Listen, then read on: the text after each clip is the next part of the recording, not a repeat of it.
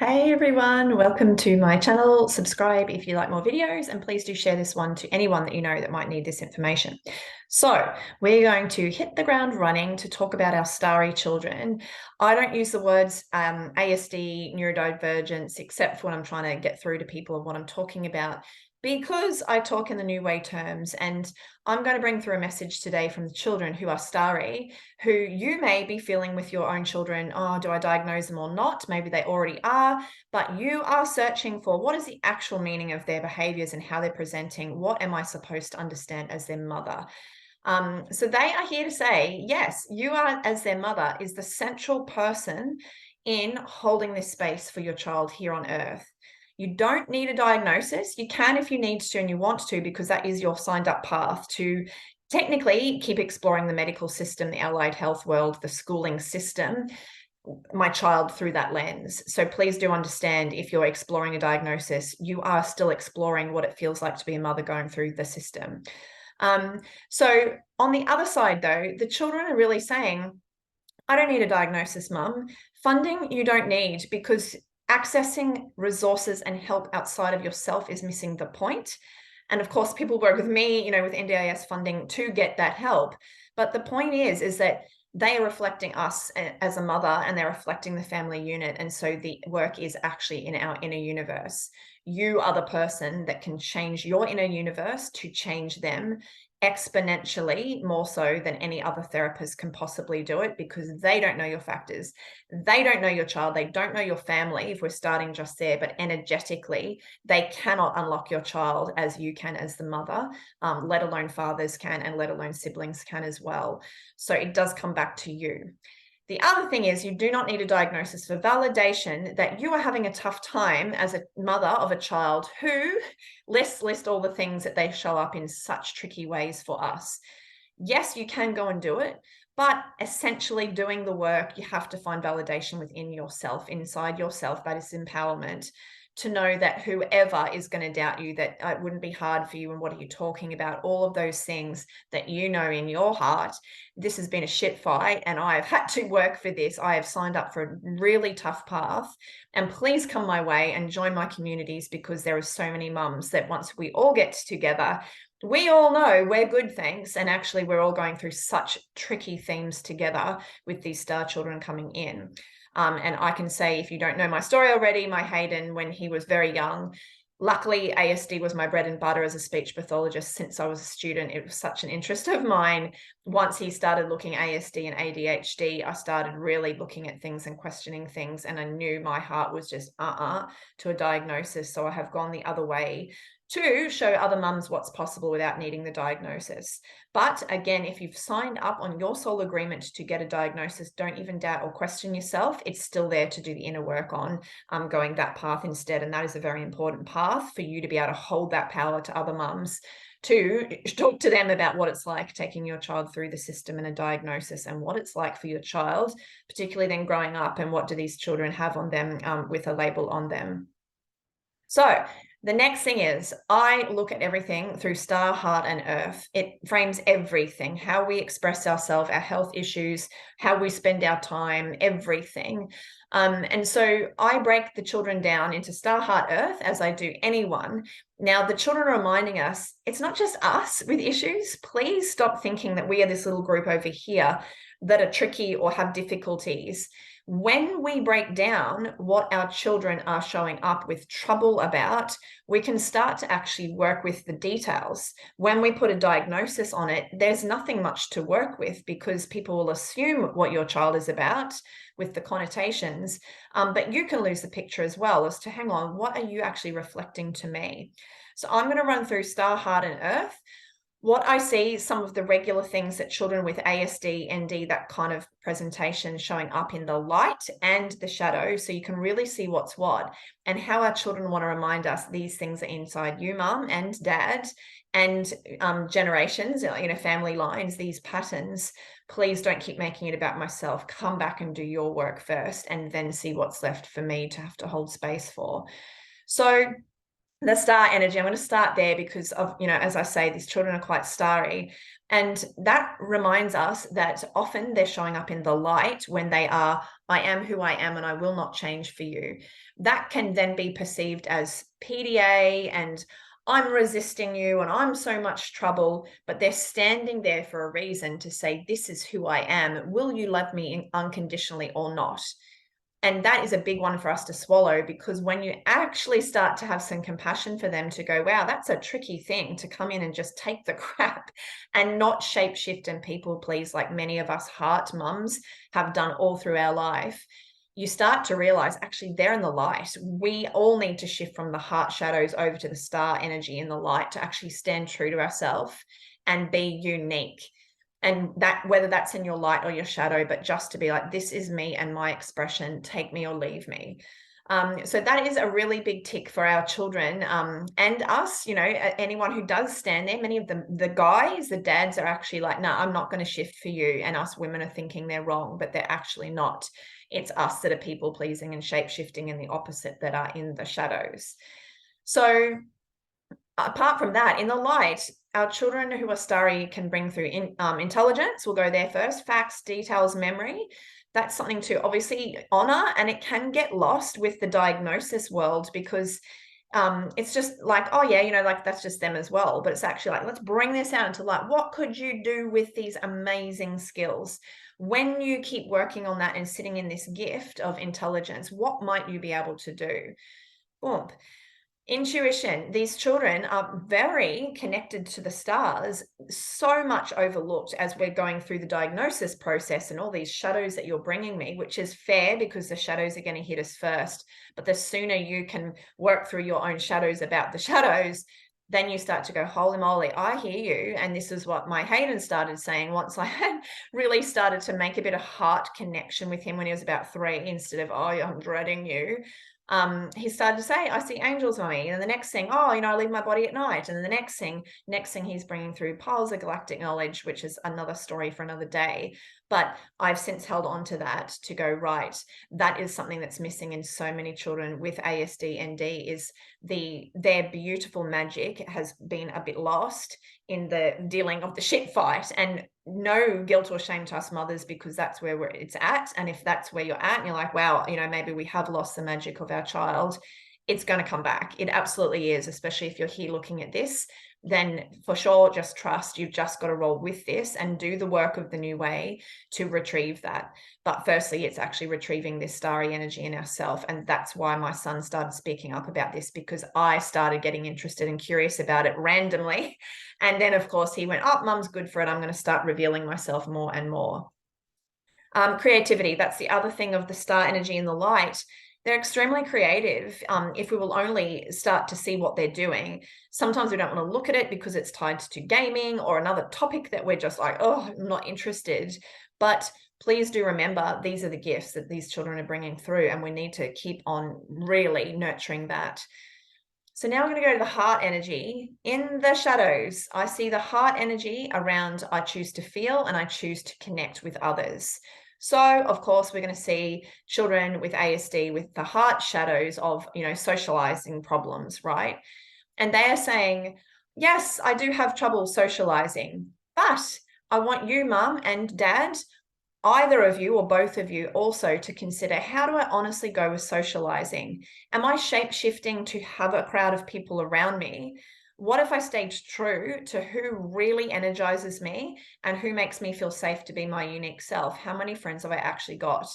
How much am I drawn to hanging out with women who don't energize me, who I actually walk away and go, I don't feel really good, even though I think they're my people? The children with autism and ND, and basically I'm saying in the starry energy, they are generally the ones that look like they don't socialize well, but actually they're like, I'm fine, thanks. I don't need that many people around me right now. I can see all the bullshit around everyone who's shape-shifting and all of that. I don't really want that. I want to find more people that are unique and standing in their true essence. Then I could co-create with them. And that is a time factor of how many people, including other heart kids who are shape-shifting and doing all of that right now, to finally start to move into the star energy and the light too, to stand on, this is who I am and proudly, then there's more chance of this connecting. So a lot of mums are actually saying to me, yeah, I don't have that many friends, and I'm thinking, am I ASD because I don't want to go out and socialize with people? It couldn't be more from the truth. It's actually most of the time because you don't have your right people around you, your true soul family, where you wouldn't be able to help but get up and go, these people feel so good and I'm so delighted to meet them. I really would like to hang out with them. So keep that in mind. Of course, children with ASD can be abrupt, they can be truthful, they can have a certain way of communicating that isn't, yes, of the ability to see it from other people's angle. Eventually I see is that we can talk our truth more without a filter though, and that other people can see, oh, that's just them and that's how they're communicating, rather than, again, this, oh, I'm putting on the pleasantries and I'm making it all lovely, so I hope I don't hurt you and I hope I haven't said the right thing. All of that energy is still in the heart shadows as well. So it's a bit of a mix, but it's basically bringing up communication. Where are you, mum, communicating in the shadows and connecting with others in the shadows, versus where are you in the light? And where is your child actually in the light about it, and where are they in the shadows? At this point, it can be totally perceived in the shadows because the school energy is you've got to have lots of friends and you should be able to communicate well, done. And there's a lot to break down in that whole paradigm of heart energy. So give that a consideration. Allow yourself as a mother to go, oh yeah, wherever you are similar to your child in this, yeah, I actually do have trouble, going out. Actually, yeah, I always, I force myself to go out, but I don't actually want to. Join them and talk about this. I'm actually more similar to you than I've realized. I've actually realized, well, you're doing great things, and it's probably me that's actually in the shadows around this. Say this stuff out loud to them. They are good for it. They will take it on, particularly if this world is their bread and butter. And I won't go into that, but generally one child in the family is more ready to hear this than another. But the main thing is the children are always, yep, tick, mum, you're talking about this. You're actually getting accountable to this. You're absorbing this stuff and embodying it. You will have respect, even if they're going like, what are you saying? Oh, okay, yep. And then back, know that they're saying, yep, cool, good on you. Earth energy. So the earth energy I see is I choose to be here and I choose to connect with the earth, nature, animals, all of that. So as you can see, I'm going to talk about firstly organization. Many children with ASD are wafty, disorganized, can't get things together, can't think straight. To me, that is not a diagnosis symptom. It's just the fact of I've had a lot of stress being here on earth. It's in my body and it clouds my thinking and it clouds my ability to focus. Done. So that's where that's at. The next thing is to get honest. Mum, dad, how are you unable to focus and to function well when you feel stressed? We may be able to do it well on some days, but guaranteed, especially as us heart mums come in and our heart energy or the emotions start coming up, which I've been through, I'm like, I can't think straight. I don't feel like doing anything right now. I'm just feeling emotional or whatnot. That is what it's like inside for their body. They may not be showing the emotions per se in that heart energy way, but it's more like, wow, I'm really struggling to function here because my nervous system has taken a shock. So yes, it's in the shadows, but also remember, well, yes, we're all the same. There are so many people that are not really functioning at their most clear, their most organized, that you possibly can. You might be able to hold it together and function a bit better than your child because each generation is coming through with it looking much worse. So we actually have to look at it, but keep coming back to, yes, I'm the same as you. And it took me a long time with my son. Like, why aren't you ready? Let's get out of the house. To realize I've actually scrambled at the last minute as well. It's just that I have a bit more earth energy and I know I can work time that I kind of make it look a bit better than him, but I'm still at that point of, oh yeah, I could do time better. And oh yeah, I could get organized more so as well. Rigidity is a massive one. I really stand strong for everyone who says, oh my, the child is rigid and they need a diagnosis. But every person is rigid. If you find their parts where they're like, I don't want to be touched here, there's 100% rigidity. I always say, take your lunch and hand it on and receive someone else's lunch. What this? Like I'm rigid. I like my food. I like my cacao. I like my scroll time. I like knowing where I'm going in the day. I like, knowing what's going on. I'm spun out when I have change. Of course we all are. There is such a projection onto these children that there's something wrong with that. Whereas the children are basically saying, Mum, if I'm showing up rigidly, then you need to look at yourself. Where are you being rigid back? That's how we create this rigidity. You know, you need to get off the screen. It has to be now. You can't have this. As, you know, that's all you're going to have. It's very rigid. Like there's no, give me a chance to talk, Mum. You know, I'd like to explain that I really like to do this, or I'm just finishing this off. I just want another second, or any of that. It becomes quite rigid. And us mums, as the emotions come up, we get the mother hard crust come down. I am rigid. I'm not worth, you know, like negotiating and talking to. I don't have the patience for it. I've just made the decision. That's it. And this is not just mums, you know, it's dads too. But remembering we all have this at certain times, particularly again, when emotions are bubbling on the inside, you just don't have the patience to handle a lot of stuff. And so you really do want things nice and simple and very structured so I can just focus and get through the day. So there's no reason for a diagnosis around this. It's more to work with that pattern. And that's where I, you know, take mums into my inner work process to actually look at mother-child healing. How am I holding my child up while I do this? Where is the reflection? Heart-to-heart parenting is where it's at. I'm coming into my heart as I'm insisting on you being in your heart. And generally that is, yes, let's deal with the emotions that are there within our children that are preventing them from being a superhuman. Last one is the earth energy. I don't want to acknowledge the earth. I've had a tough time here. And that can be, I'm a fussy eater. I don't want to eat much food. I don't want to go out into nature. I don't even like, you know, earthy essential oil smells, anything to do with the earth too much. Ugh. And that is, again, straight back to you, mum and dad. Where do you not really love to, you know, be muddy, where you don't want, you know, like one might be like, I'm not an animal person. It could literally be, yes, one parent, I prefer to sit on tech too. I'm not really a person that loves to get out and, you know, go to the beach or go on a bushwalk. But just to really know, the other thing is to question, am I choosing to be here on earth 100% myself? And I guarantee when you clock in, virtually all of us are not really. If you had a choice, you know, at certain times, would you rather leave the earth and be here and deal with the stress that you're facing? Yeah, many of us would say, yeah, you know, I might take a ticket off here because it's actually really tricky. And that's what our children are reflecting. I'd rather be on a screen. I'd rather just, you know, eat something really plain and boring just to keep myself here and just, you know, managing to be in my day so that I can get on with, you know, get through the day. And that's exactly what us parents are doing, you know, as we say, gosh, I'm stressed, oh, the challenges, and oh, you know, swallowing the stuff down, particularly as my child comes and brings me these scenarios that are tricky. So do go hunt for my other, I've got a video about screen time. Just search for that in the search bar. Also, children who are not choosing to be here on Earth, even just type in Earth, it should come up. There are another few of the Staria type of topics that I'm talking about for these children. Way back at the start of my videos from a long time ago in the playlist about food or healthy eating, I think it is, I've got about food sensitivities, fussy eating, that type of thing. Please let me know if you want me to talk on any particular topics within this whole realm. I can talk all day. But that's just a rundown that the children are saying, please, it's back in a universe. It is all within you, mum, to work through what I bring up. Feel it, allow yourself the heart. They're just saying, please, you know, be patient with yourself, give yourself so much love and honor the emotions that are in you by feeling them and releasing them. This is a tough, tough, tough gig.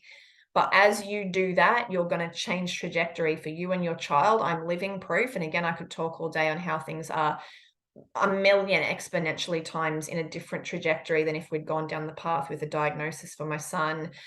Where he would be at would be completely different, let alone me doing the inner work and how he's changed, you know, physical health issues, eczema and all of that, let alone the social stuff, you know, just so much. Every single time he brings up something, I work through it, then we go again, and then we go again, and we go again. So it's mother-child teamwork. It is not I engage a therapist, a professional, a pediatrician, a school person, anyone to give me advice and guidance. They are going to lead you up the garden path. Particularly if you're here looking at this, you are a person of the new way. So it is not it's not going to serve you. But if you're like, I can't help it, I'm already set up, or I'm going to do it, just know it's your exploration to go and explore that. see what comes from these meetings with people and therapy appointments and whatnot, what actually works for you and what actually doesn't for you and your child, and really start building up a list of what it's like to go through those themes of going back into the system, because that's exactly what you're exploring if you are. If you're not, please get in touch with me if you'd like more help. We have just started the 6-month New Woman course, but I'm going to be starting to look at other ways that I can help you as well, because it's so important that I'm here to guide people this way rather than, having no other option to know what to do and going back that way. I'm basically guiding women back into themselves, and the children are saying, hooray, mum is empowering herself. And as she does that, she's stripping away all these shadows. And so then I strip it away as well. And I don't have to be a diagnosis. It's the biggest thing. I am actually a bundle of gifts, a treasure chest of gifts like you are or anyone else is. It's just to work through the shadows so we can keep playing with our gifts instead. So do subscribe if you haven't. Like my video, please pass this on to anywhere that you think would be useful. It is so important, and there are so many mums that are starting to question all this and look for this info but not knowing where to find it. So please help me out as well and help our children out. That's the biggest thing. See you. Bye.